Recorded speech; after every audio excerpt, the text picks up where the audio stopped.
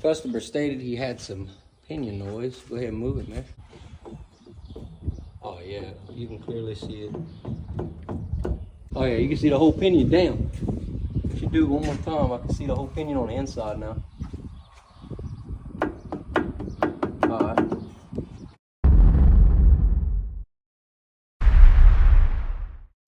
Hey, what's up guys? Today we're going to be rebuilding the rear differential on this Chevy Silverado 1500. We're going to be changing all the components. We'll be changing the ring gear, the pinion, the bearings, and the seals. Let's start off by getting this drive shaft out the way and removing the drive shaft bolts. Blinking like it went over here.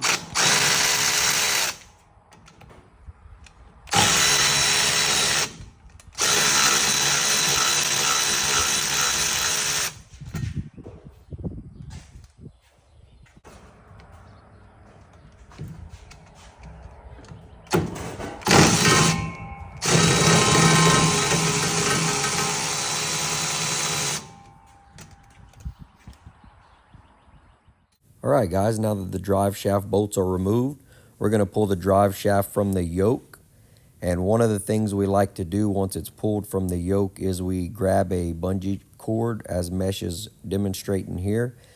We wrap the bungee cord around the drive shaft and then we hang it up above the vehicle so that it's up and out of our way while we're working in the back of the differential. So this is what contributed to the problem. Notice the scrape marks on the carrier.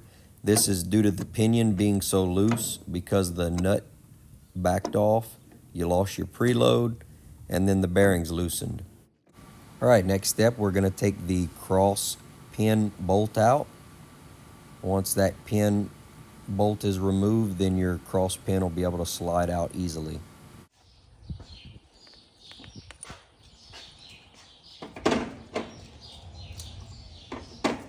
You want to roll it?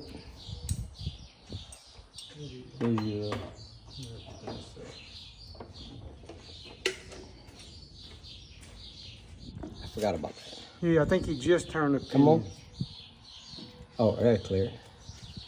Yeah, I might have rotated that side shaft. All right, so in order to get the axle shafts out, there's two C-clips that hold the axles in place on each side of the differential. So what we're doing now is we're gonna roll those C's using a pick and a magnet to get it in position to where it'll drop out of the carrier. You'll see that here in a second. Oh! Push that shaft in.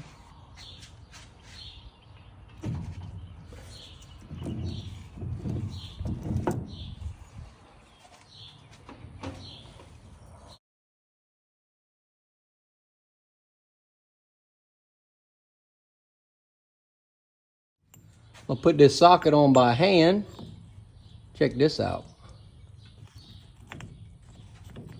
I can undo the pinion nut by hand only. That's definitely not correct, and that's what would contribute to that loose pinion moving all around. Look at this, not even using a wrench. There it is, that's why it's loose.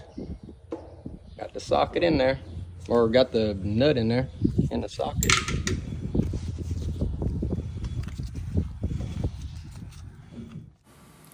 All right, what we're gonna do next is we're gonna take both the bearing caps off. There'll be 4 bolts. Each bearing cap has its designated side, so you wanna be sure that when you take them off, you put them in the exact same orientation that they were when you took them off.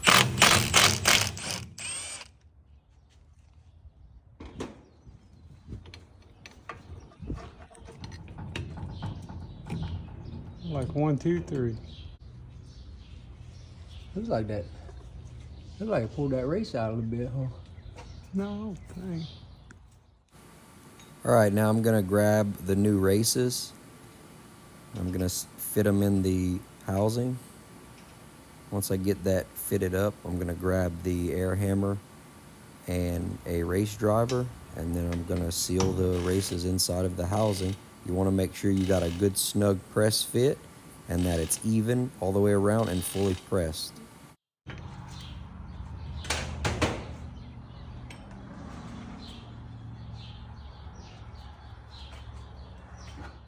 All right, what I'm gonna do next is remove the bolts from the carrier to get the ring gear off.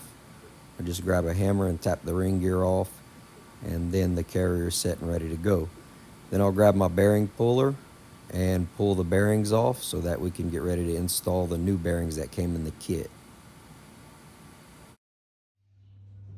Here's an important step. You want to make sure you use some lube oil to lube the bearing before installing it. It just helps with ease of installation and no scoring or galding up of the bearing and race.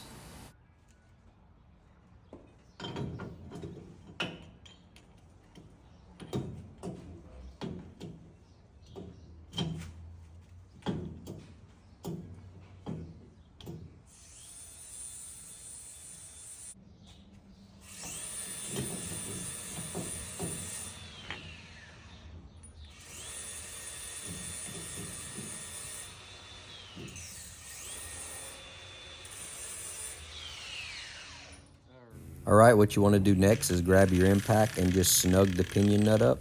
Make sure not to over torque it. Mesh is installing this pinion yoke tool that he designed. If you're interested, send us an email at axleoffroad@gmail.com. Once the pinion yoke tool is on, we're going to use a bar to hold it, and then we're going to grab our breaker bar and we're going to set pinion preload. What we're doing here is we're crushing a crush sleeve so that it packs your bearings and it sets the preload to the recommended spec by the manufacturer. Each set of gears are going to come with pinion preload specs, and it's important that you get the correct pinion preload so you don't have problems later on. All right, we got our ring gear on our carrier. We got our bearings on our carrier. We're going to put the carrier in the housing, and we're going to use our shim drivers to drive the recommended shims that the differential calls for. After that, we're going to check backlash by using a dial indicator to make sure that we're in the correct specs that the manufacturer of the gears call for. This is an important step. All right, now we're going to paint the ring gear and make sure that we have a proper pattern on our gear. Hey, we appreciate you watching the video. If you would, do us a favor and subscribe, like the video, and also leave comments if you think there's something we can do better.